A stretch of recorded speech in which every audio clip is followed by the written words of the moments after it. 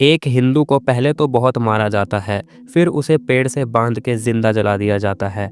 ये कोई फिक्शन नहीं, ये बांग्लादेश में घटी एक सच्चाई है।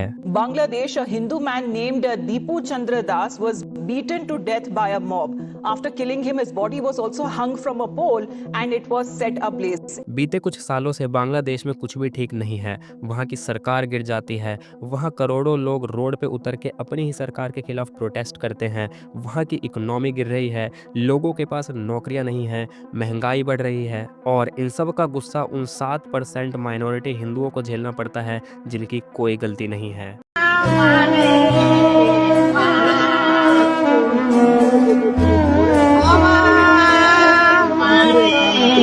कभी उनकी खुद की ज़मीनों को वहाँ की मेजॉरिटी द्वारा छीन लिया जाता है, तो कभी वहाँ की हिंदू बेटियों का रेप कर दिया जाता है। The condition of Bangladesh is actually very serious. Hindus of Bangladesh are not safe. और आज से नहीं, सन 1971 से ही वहाँ के हिंदुओं को आए दिन बिना मतलब के जुल्म सहना पड़ता है। और इसके बारे में बात करना बहुत ज़रूरी है, क्योंकि वैसे तो हम बोलते हैं ना, हिंदू मुस्लिम सिख ईसाई सब है भाई भाई, पर हम अपने आसपास जो चीज़ें देख रहे हैं उसे देखते हुए ऐसा लग रहा है कि ये मुहावरा बिल्कुल गलत है। हिंदू महिलाओं के साथ अत्याचार हो रहा है। पर्दा करने के लिए हिंदू महिलाओं पर दबाव डाला जा रहा है। जिहादी हिजाब पहनने की धमकी दे रहे हैं। हिजाब या बुर्का नहीं पहना तो मार देंगे, ये धमकी दी जा रही है। So today in this video we are going to talk about history of Hindus in Bangladesh and the current situation of Hindus in Bangladesh। और आखिर 2025 में ऐसा क्या हुआ कि वहाँ के लोग इतने पागल हो चुके हैं कि वो हिंदुओं के जान के भूखे बन गए हैं। भारत का पड़ोसी देश है बांग्लादेश, एक बार फिर सुलग उठा है। Bangladesh is under the scanner again. The lynching of a Hindu man has sparked outrage in neighboring India. Hindu महिलाओं के साथ अत्याचार हो रहा है। Bangladesh burns as protesters hit the streets। Bangladesh में हिंदुओं पर हमला।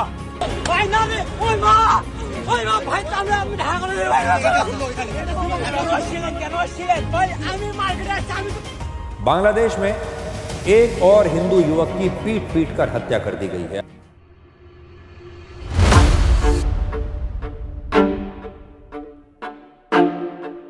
साल था 1971। इस साल एक वॉर होती है जिसको इंडो पाकिस्तान वॉर नाम दिया जाता है। उस साल इंडिया और पाकिस्तान के बीच एक वॉर होती है, लेकिन इस साल इंडिया अपने लिए नहीं लड़ रहा था, बल्कि इस बार इंडिया पाकिस्तान के लोगों के लिए ही पाकिस्तान से लड़ रहा था। तो अब तुम लोग सोच रहे होंगे कि पाकिस्तान के लोगों के लिए पाकिस्तान से ही वॉर, तो दरअसल पार्टीशन के बाद पाकिस्तान दो हिस्सों में बट गया था।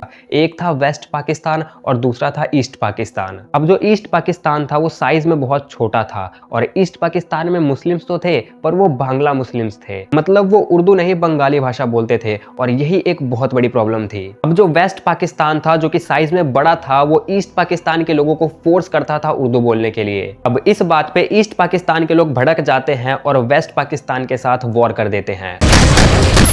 क्योंकि ईस्ट पाकिस्तान छोटा था और वहां वेस्ट पाकिस्तान ही रूल करता था, जिसकी वजह से उनको माइनॉरिटिज्म फेस करना पड़ता था। अब इस चीज से परेशान होकर ईस्ट पाकिस्तान के कुछ लीडर्स ने इंडिया से हेल्प मांगी, तो इंडिया उनकी बहुत हेल्प करता है एंड देन इंडिया उस वॉर को जीत जाता है और ईस्ट पाकिस्तान को बांग्लादेश बना दिया जाता है। 1971, a new nation is born. How a cry of anguish made India help set a nation free.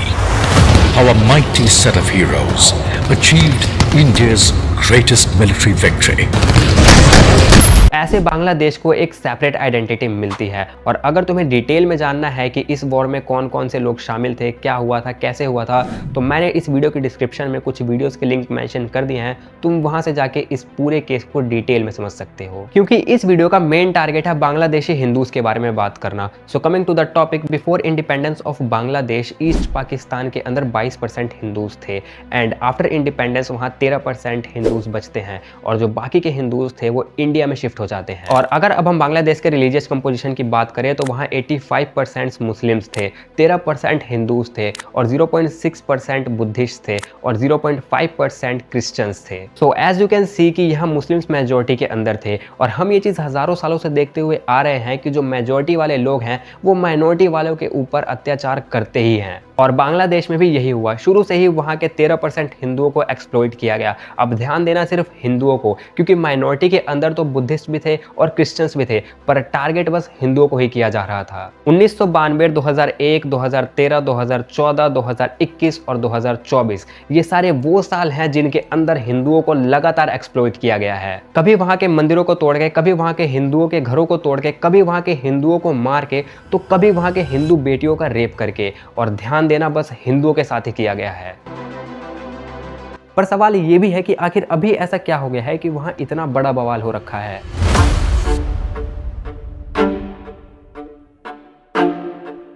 देखो, बांग्लादेश में शुरू से ही कुछ भी ठीक नहीं चल रहा था, बट इन 2024 चीज़ें और भी ज़्यादा एक्सट्रीम हो गई। वहाँ के स्टूडेंट्स एंड अनएम्प्लॉयड लोग रोड पे आने लगे, प्रोटेस्ट करने लगे, और ये सब बहुत सीरियस हो गया। वहाँ के लोग अपने ही गवर्नमेंट के अगेंस्ट में प्रोटेस्ट करने लगते हैं, बिल्कुल वैसे ही जैसा नेपाल में हुआ था। और ये कितने इंतफाक की बात है कि दोनों ही जगह पे प्रोटेस्ट का रीज़न सेम था, अनएम्प्लॉयमेंट। बट बांग्लादेश में सिचुएशन और ज़्यादा बुरी थी, क्योंकि वहाँ के जो 30% से ज़्यादा जॉब्स थे वो फ्रीडम फाइटर्स के फैमिली मेंबर्स के लिए रिजर्व थे, जिन्होंने 1971 वाली वॉर के अंदर पार्टिसिपेट किया था। तो वहाँ के लोगों का कहना था कि फ्रीडम फाइटर्स के लिए रिजर्वेशन तक तो ठीक था, पर उनके बच्चों के लिए रिजर्वेशन क्यों?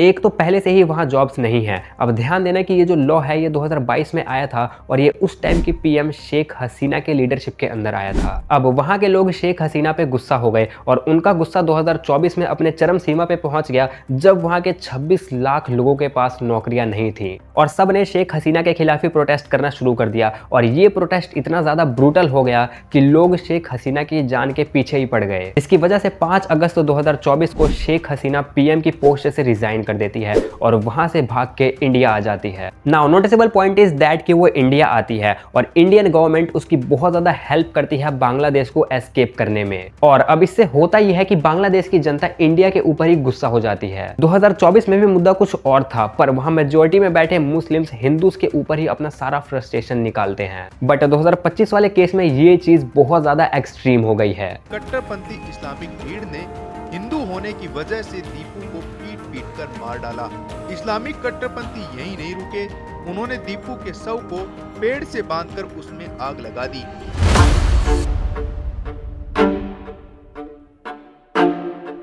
देखो, 2026 में बांग्लादेश के अंदर इलेक्शंस होने वाले हैं और वहां की जनता को डर है कि कहीं शेख हसीना वापस ना आ जाए। अब तुम लोग सोचोगे कि इसमें फिर हिंदुओं को क्यों टारगेट किया जा रहा है। सो बेसिकली जो वहां के हिंदूज थे ना, वो शेख हसीना की पार्टी के फेवर में थे। और दिक्कत बस इतनी सी नहीं है, एक्चुअली इस प्रोटेस्ट के पीछे और भी एक बहुत बड़ा रीजन है। सो 12 दिसंबर 2025 को बांग्लादेश के एक फेमस यूथ लीडर शरीफ ओस्मान बिन हदी को दिन दहाड़े गोली मार दी जाती है। ये जो बंदा है, ये 2024 वाले प्रोटेस्ट में एक बहुत बड़ा फेस था, जिसने शेख हसीना के खिलाफ प्रोटेस्ट्स कंडक्ट किए थे। और इसकी डेथ से वहां के लोग और ज्यादा ट्रिगर हो जाते हैं और फिर से वहां प्रोटेस्ट होने लगता है। Tens of thousands of mourners have gathered in Bangladesh's capital to lay to rest prominent youth leader Sharif Osman Hadi.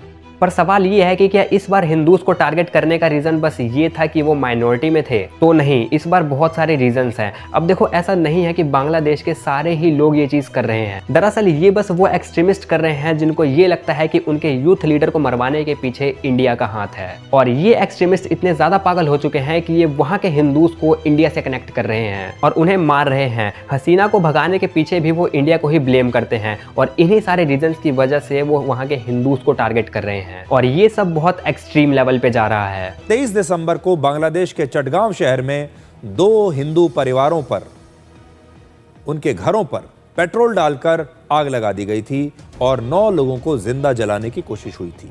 एक 27 साल का हिंदू व्यक्ति जिसका नाम था दीपू चंद्र दास, उसको 18 दिसंबर की रात 9 बजे भालुका उपजिला नाम की जगह पर मॉब लंचिंग में बहुत ज्यादा पीटा जाता है और फिर उसे वहीं पे पेड़ से बांध दिया जाता है और फिर उसे जिंदा जला दिया जाता है। और इन सब की वीडियो भी बनाई जाती है, जिसमें ये जो लोग हैं, जिसमें जो एक्सट्रीमिस्ट मुस्लिम्स हैं, वो बहुत ज्यादा खुश दिख रहे हैं।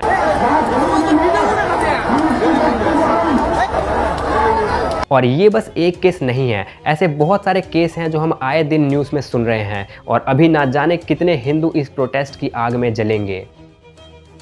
और यहाँ मैं सवाल अपने मोदी जी से भी करना चाहूँगा कि वैसे तो आप बड़ा हिंदू हिंदू करते रहते हैं, पर अभी क्या हो गया है? आप बांग्लादेश में फंसे हिंदुओं के लिए क्या कर रहे हैं? क्या आपको उन हिंदुओं की चिंता नहीं है, या आपको सिर्फ उन्हीं हिंदुओं की चिंता होती है जो आपको वोट देते हैं? इवन यहाँ मैं सवाल उन ऑर्गेनाइजेशंस, उन लोगों से भी करना चाहूँगा जो हिंदू के लिए लड़ते हैं। अगर किसी भगवान के बारे में कुछ बोल दो या फिर हिंदू धर्म के बारे में कुछ बोल दो तो वो बहुत जल्दी मारने पीटने पर जाते हैं। पर अभी क्या हो गया है? उन बांग्लादेशी हिंदूज के लिए क्या कर रहे हो आप लोग?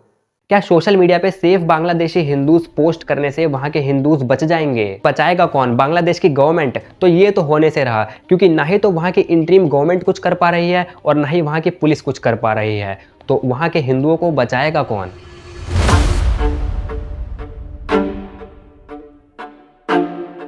देखो, वहाँ जो भी हो रहा है वो बहुत गलत है। हमने अक्सर ये चीज़ देखी है कि ये जो मेजॉरिटी माइनॉरिटी वाली लड़ाई है वो बाद में चल के एक बहुत बड़ी सिविल वॉर में कन्वर्ट हो जाती है। एंड अगेन मैं ये चीज़ बोलूँगा कि वहाँ बस हिंदुओं को ही टारगेट किया जा रहा है। तो ये लड़ाई अब मेजॉरिटी माइनॉरिटी से ऊपर रिलीजन की हो चुकी है और सालों से वहाँ के हिंदुओं को ये सब झेलना पड़ रहा है। वो तो दीपू चंद्र दास को जला दिया गया तो हमने इस मैटर पर ध्यान भी दिया, वरना हम इस मैटर को भी पहले की तरह ही इग्नोर कर देते। Okay, so that's it for the video guys. अगर तुम्हें इस पूरे केस से रिलेटेड और ज़्यादा डिटेल में चीज़ें जाननी है कि कैसे कैसे सब क्या हुआ था, पार्टीशन के बाद क्या हुआ, पार्टीशन से पहले क्या हुआ और पार्टीशन क्यों हुआ, और ये जो पूरा लॉ आया था 2022 में उसकी पूरी डिटेल इन्फॉर्मेशन तुम्हें चाहिए, तो भाई मैं वीडियो के डिस्क्रिप्शन में वीडियोस की लिंक प्रोवाइड कर दूंगा, तुम जाके वहाँ से चेकआउट कर सकते हो। तो तब तक के लिए इस वीडियो के लिए बस इतना ही भाई। अगर तुम्हें वीडियो पसंद आई है तो भाई वीडियो को लाइक कर दो। अगर तुम लोग चैनल पर नहीं होना तो फटाफट चैनल को सब्सक्राइब करके बेल आइकन प्रेस कर लो, क्योंकि इस चैनल के ऊपर बहुत ज़्यादा इन्फॉर्मेटिव और नॉलेजेबल वीडियोस आती रहती हैं। So make sure to subscribe this channel and hit the bell icon.